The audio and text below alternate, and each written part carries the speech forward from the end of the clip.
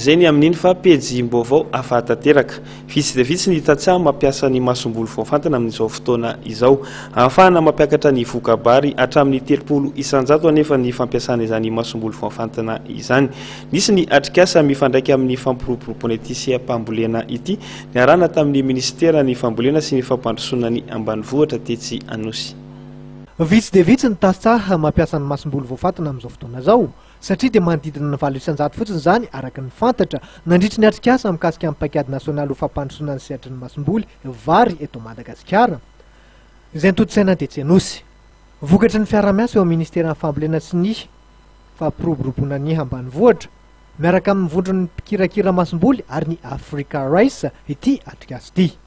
Isan'ireo tanjona napetraka tamin'ity atrikasa ity ny fampiasana masom-boly hivary tsara kalitao, voara-maso, afaka mifaninana ary afaka ampiasain'ny tantsaha. Ahafahana mampitombo ny vokabary hatramin'ny 30 isanjato koa ny fampiasana izany masom-bolo voafantina izany.